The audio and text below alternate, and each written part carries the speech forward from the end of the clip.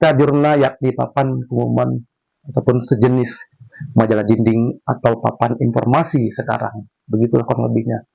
Nah, itu diyakini sebagai produk jurnalistik yang pertama, seperti kayak media massa atau surat kabar harian. Nah, itu pertama kali di dunia pada saat itu.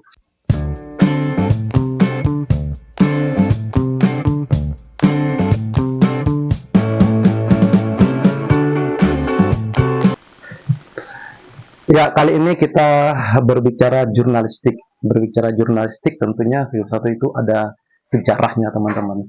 Nah, kalau sejarah jurnalistik itu bagaimana sih?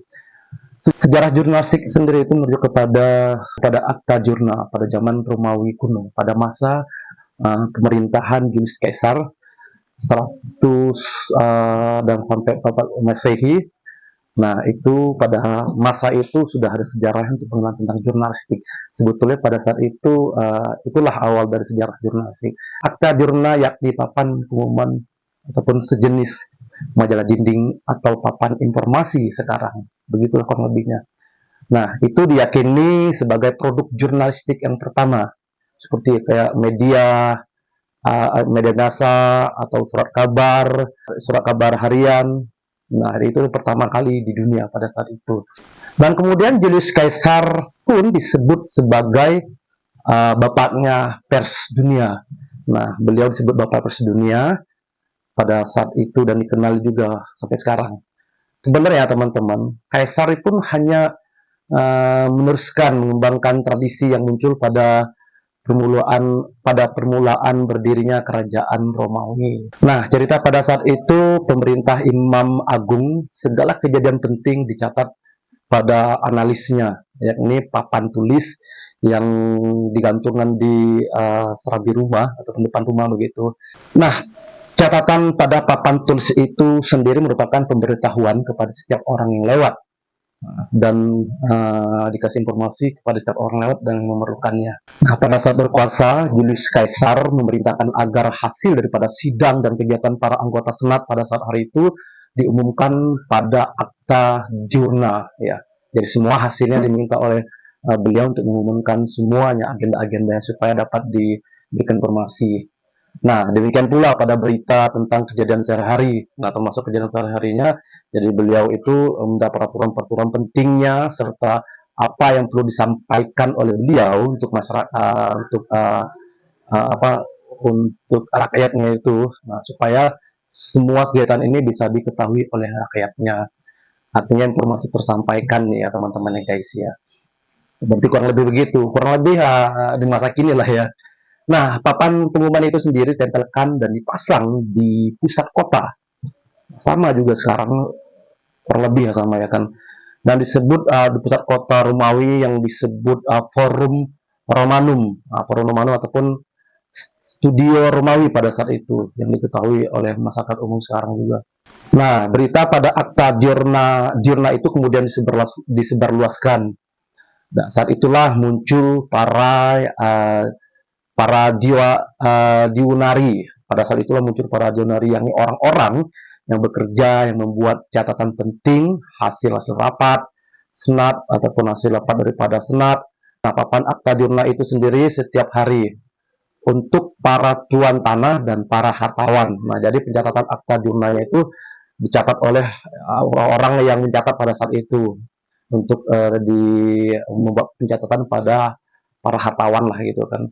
Dari kata akta jurnal inilah secara harfiah kata jurnalistik, yakni kata yang diartikan kata jurnal dalam bahasa Latinnya berarti harian atau hari-hari. Nah, dalam bahasa Latinnya diartikan atau harian atau hari. Nah, dan kemudian ini sendiri diadopsi dalam bahasa Prancis yang menjadi du jour, dan bahasa Inggrisnya jurnal yang berarti hari, catatan harian ataupun laporan harian. Diketahui juga di Cina, tepatnya pada tahun 911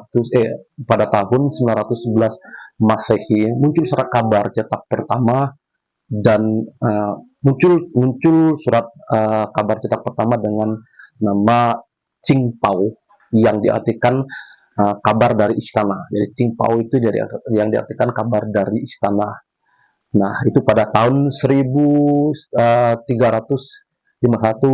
Masehi.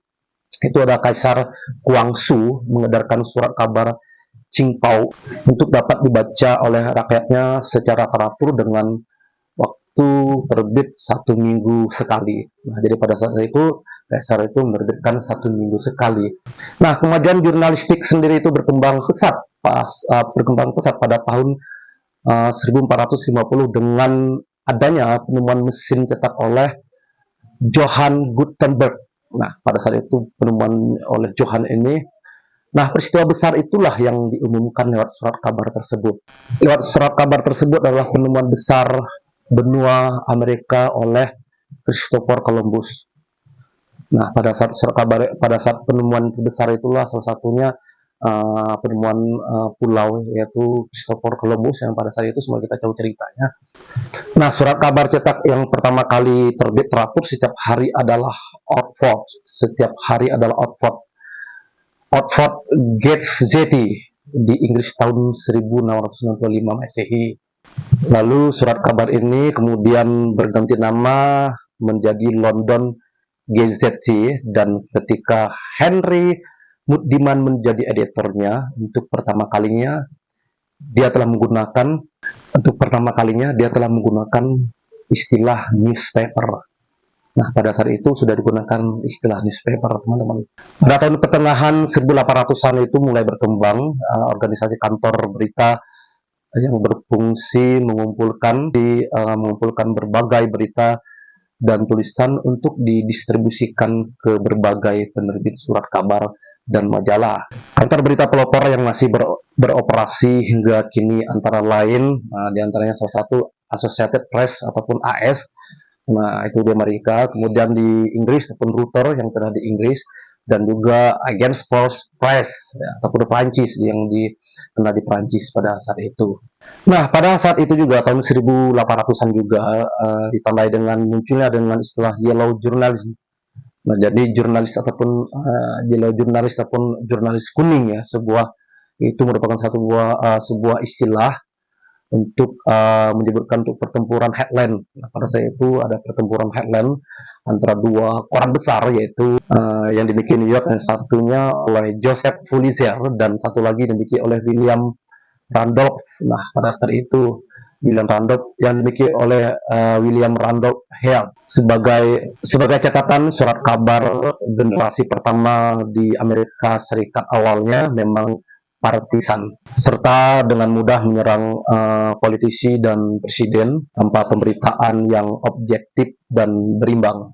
Namun kemudian para wartawannya sadar bahwa berita yang mereka tulis untuk publik haruslah memiliki pertanggungjawaban sosial. Ya, begitu kurang lebih singkatnya sejarahnya untuk jurnalis, teman-teman.